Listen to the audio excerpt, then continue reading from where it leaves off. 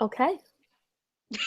Hey guys, I'm Abby Stadler, and this is Danielle Pratt, and we are in a technology class for education majors. Yep. We're going to talk about our projects that we are doing. Um, the projects are basically just creating a multi-day lesson plan that utilizes technology in a way that makes education better, I guess. So we're just going to talk about our projects. Do you want to go first? Sure. So for my project, my partner and I are creating a multi-day field trip to the rainforest Oh, to fun. teach first and second graders about nature and weather. And then we're going to have them do research on the animals and the plants that we see using the Google Earth app. That sounds awesome. And what grade is that for? First or second, Awesome. What's the hardest part about it? I would say making sure that, I mean, obviously Google Earth doesn't show everything like super live, but one of the things I've learned through my experiences with it is you never know what's going to happen when you turn on the screen because it is pulling data. So my biggest fear is that I'm going to turn it on and the kids are going to be like, there's a cheetah eating something. Oh, God forbid, but that would be like my biggest challenge or fear. yeah, absolutely. I'm doing high school math, and my lesson plan is for pre-calculus students. And basically, I'm doing a big review on the unit circle because you kind of go over that in Algebra 2, but it needs to be reviewed again in pre-calculus. And then students are going to learn how to find complement and supplement angles and sketching angles in standard position, changing degrees to radians and radians back to degrees, and just finding arc length too using the unit circle, and how to solve basic trig functions like sine x equals pi over 3 and stuff like that. So it's fun. It's a little challenging because I have to get all the worksheets together. That's the hardest part. But one of the cool technology websites that I'm going to use is called Plickr, and basically every student gets a QR code, and like the way they hold it up will be like the answer to a letter that Okay. I of a test that I have. So if they hold it this way, it'll be A. If they hold it this way, it's B or something like that. And everyone's different. So I'm going to make a Plickr test, which is kind of going to be like a formative assessment so I can kind of see where they are at. And the teacher actually takes their cell phone and they scan it across the room, and the cell phone will pick up the answers that the students have, and then it'll tell me which student got the right answer and which one didn't, and it'll do all that statistics and stuff like that. Wow. So yeah, That's crazy. I know. I'd like to see it in a real classroom, see how it goes. But I thought it was yeah, interesting because you started talking about it, and I'm thinking to myself, I remember learning that stuff when I was in high school and yeah. completely and totally hating it. I know it's hard because teachers just teach you to memorize how to like memorize the unit circle. So I'm Hmm. gonna have like I'm doing a project which students have to excuse me, thank you, where students have to use any medium they want, but they have to make an artistic representation of the unit circle. So like they could have like a puzzle. So when you put the pieces of the unit circle together, it makes the shape. It makes like a picture, or like What?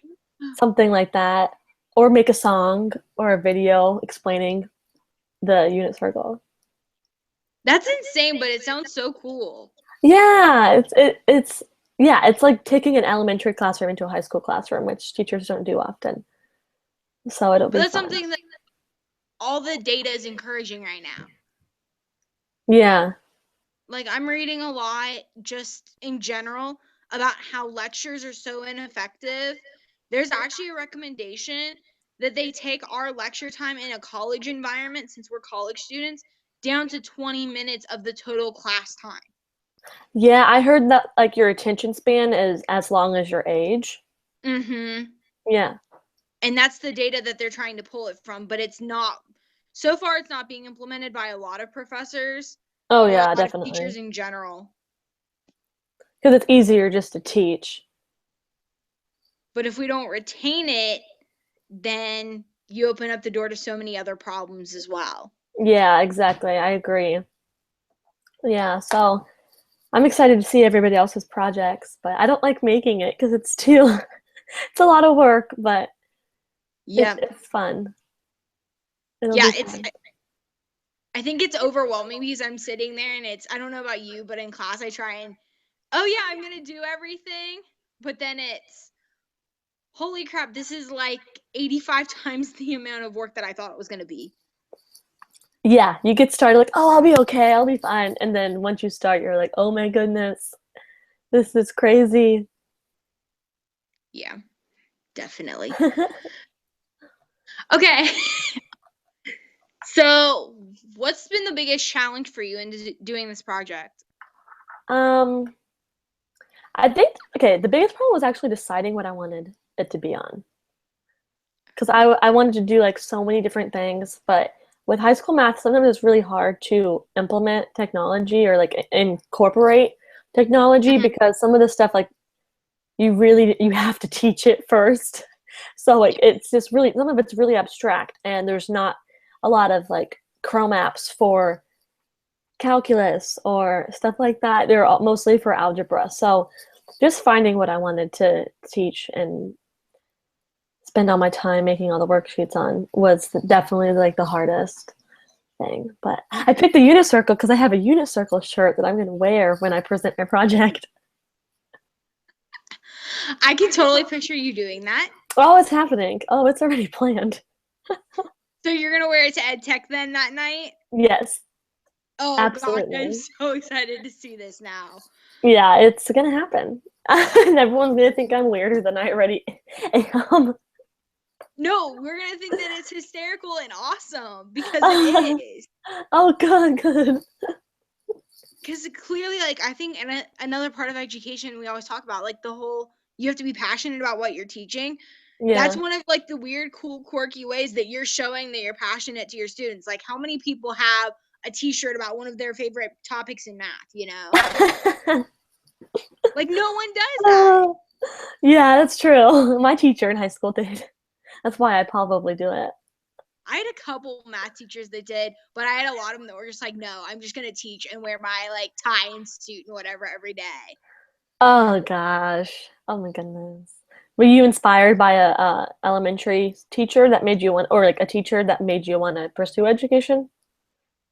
Most of my teachers that really inspired me were actually my high school teachers, but Okay. I chose elementary school because I work in an elementary school Mm-hmm. and working in school age childcare, so I worked with the little ones a lot, and I just love working with them.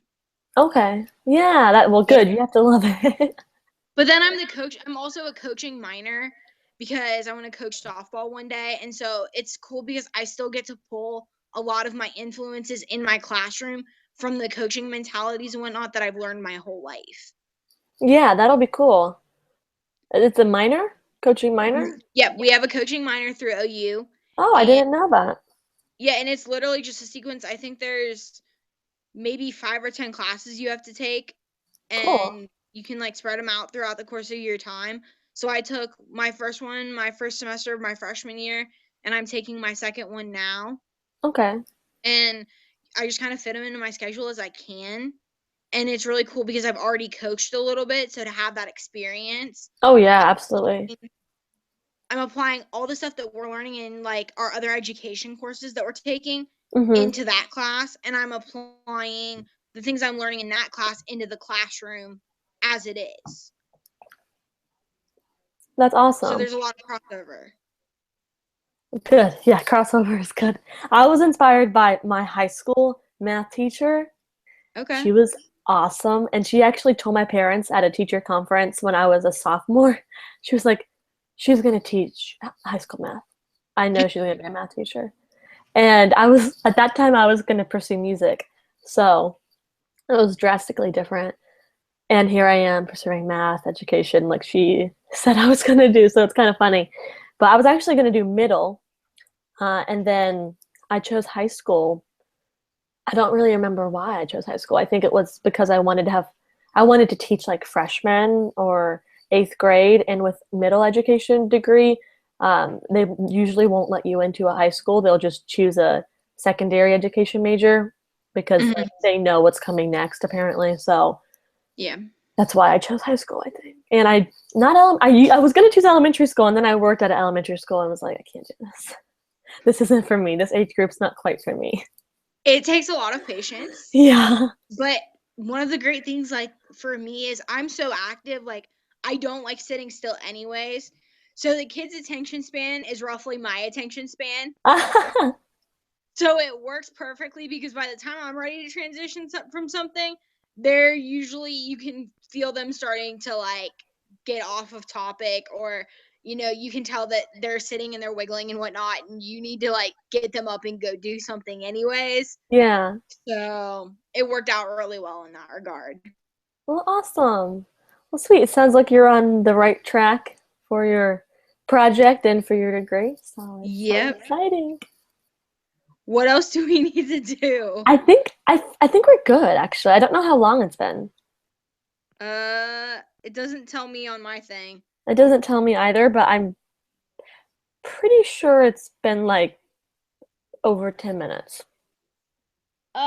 Yeah, it's been at least 10 minutes. Yeah, and that's probably longer than anyone has done. Yeah, I bet you everyone else was just like 5 seconds. Like, oh Yeah. hey, this is my project. Bye. Like, we actually asked each He, other questions and stuff. he's probably not gonna want to watch it. He'll be like, oh wow, they talked a long time. Cool. XP points for them. Right. Oh gosh. Okay, well I think we're good. I'm excited to see Okay. your project. So I'm excited to see yours too. Thanks. All right. So do you want to just like send me the link, or how does this whole like we get Okay, this it's link from on.